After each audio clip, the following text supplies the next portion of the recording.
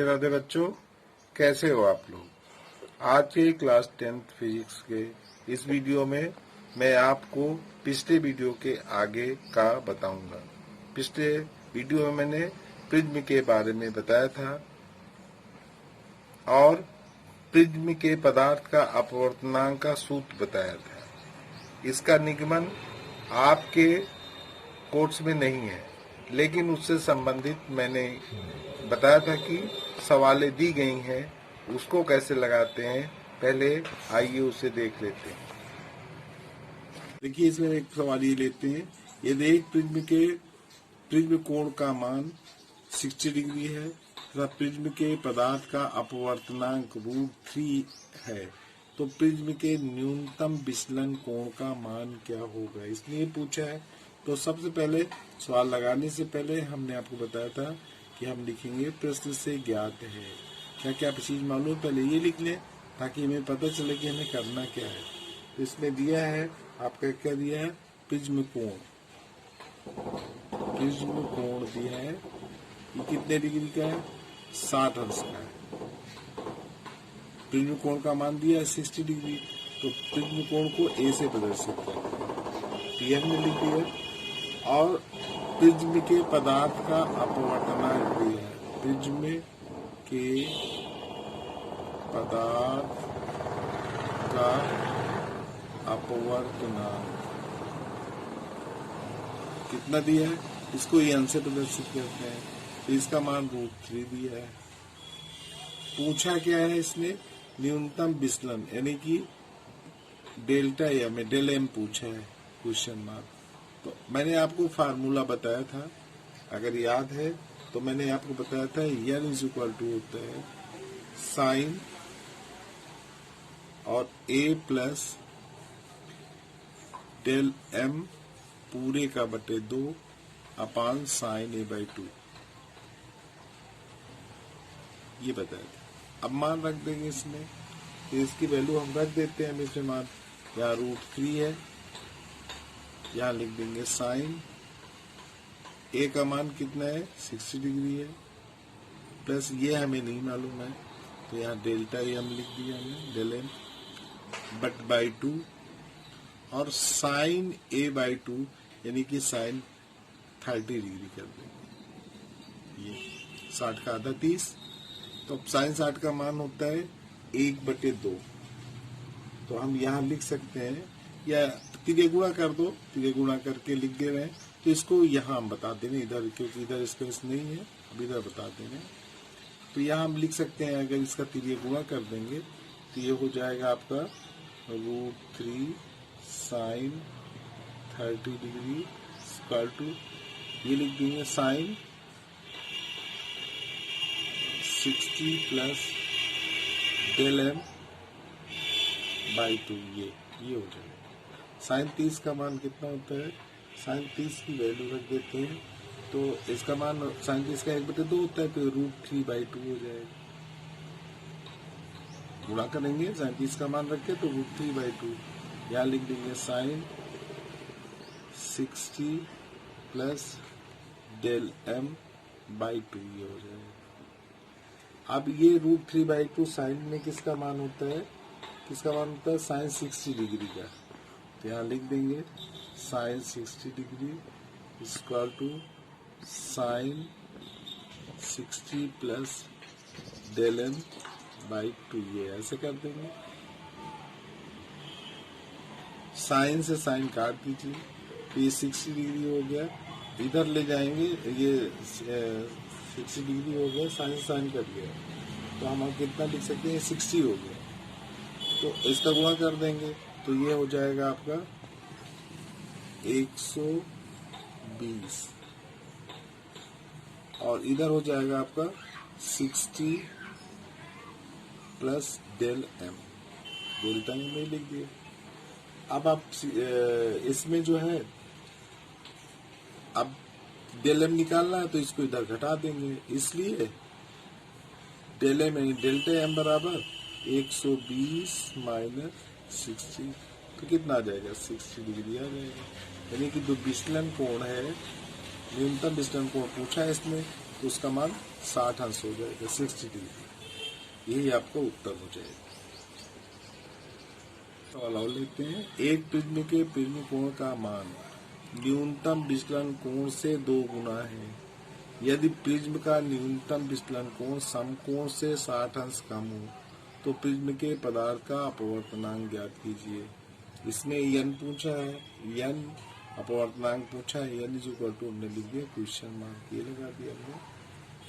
और प्रिज्म कोण कितना है, इसने कहा प्रिज्म कोण, प्रिज्म कोण अर्थात A। अब ये कह रहा है कि जितना आपका, देखिए इसने प्रिज्म का न्यूनतम विचलन कोण समकोण से 60 अंश कम है, और करा प्रिज्म के प्रिज्म कोण का मान न्यूनतम विचलन कोण से 2 गुना है, 2 गुना है। तो पहले अब प्रिज्म कोण निकालना है तो न्यूनतम विचलन कोण निकाल लें। तो न्यूनतम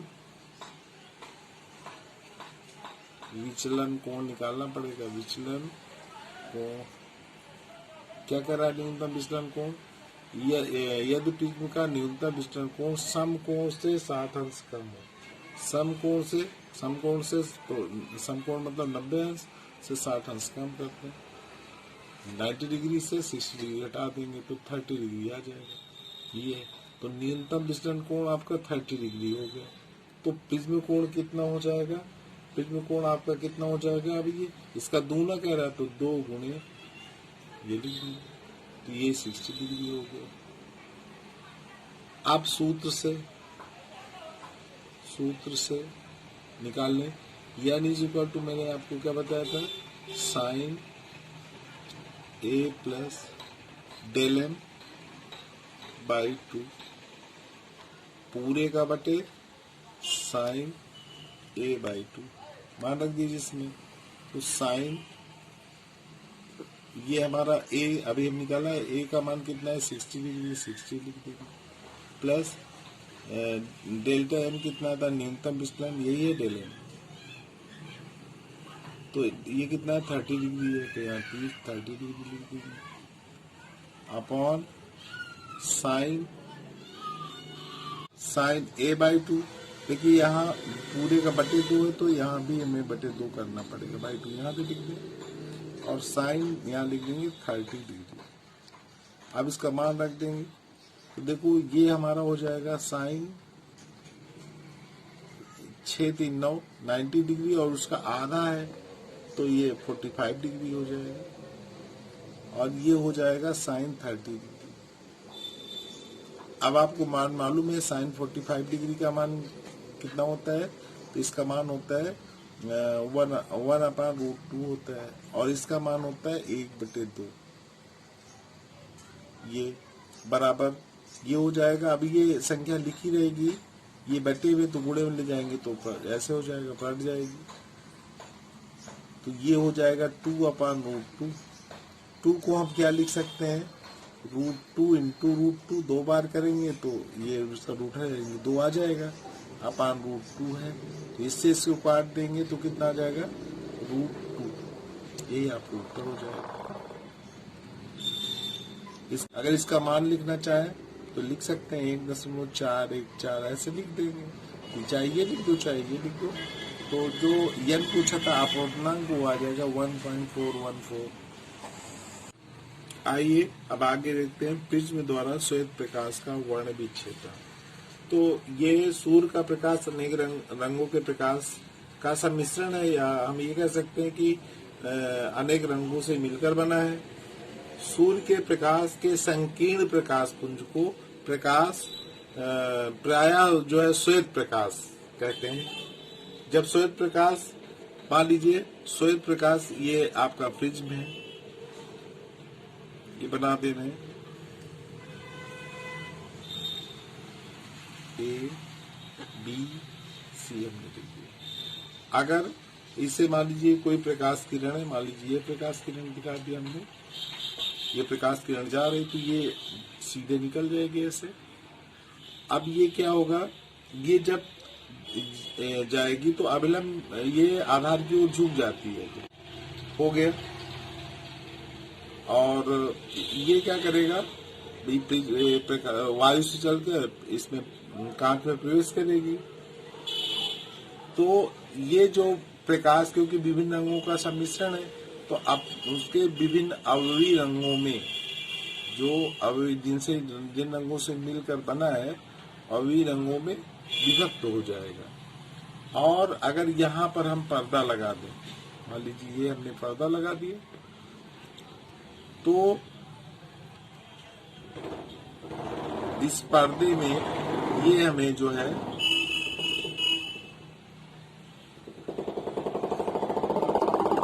ये इस क्रम में इस तरह से हमें प्राप्त हो जाता है।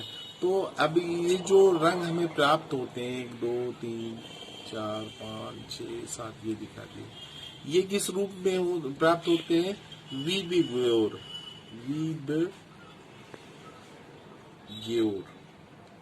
अर्थात सबसे ऊपर जो होता है इसका प्रकीर्णन कम होता है, फैलाव कम होता है, ये आर हो गया रेड।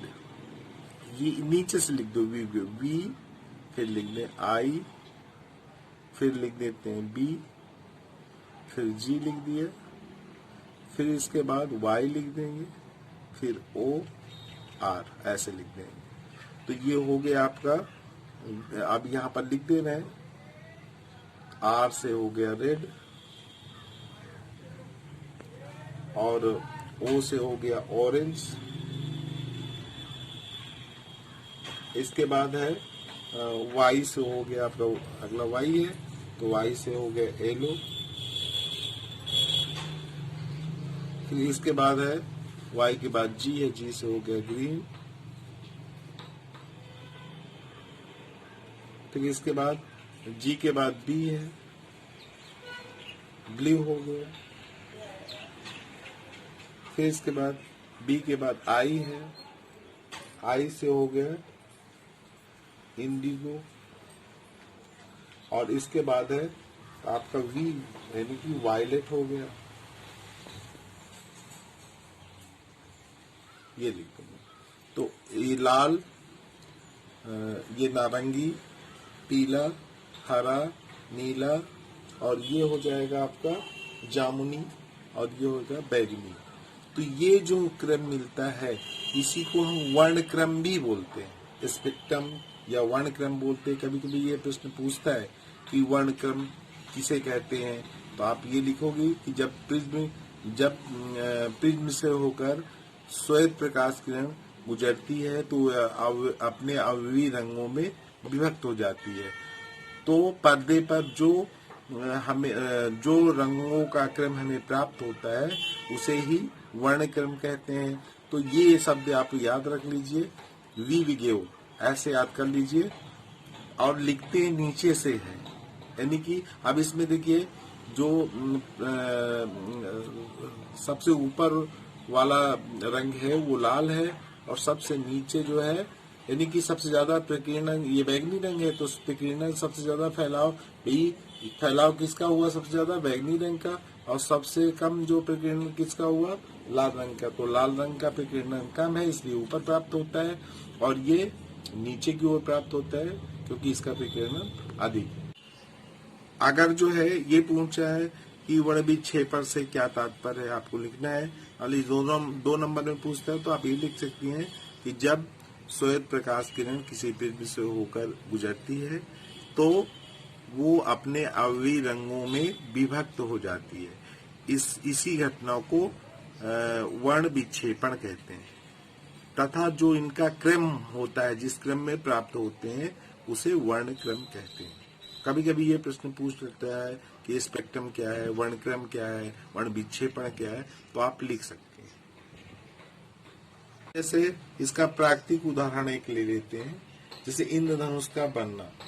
तो प्रायः जो है भाई हम ये देखते हैं कि बरसात के बाद इंद्रधनुष का दिखाई देता है हमें। उसका कारण क्या है? तो उसका कारण जो है ये वर्ण विक्षेपण ही है। राधे राधे बच्चों, आज के लिए सीखते हैं। अब जो शेष चीजें रह गई वो अगले वीडियो में बताएंगे, और उससे आगे का भी उसी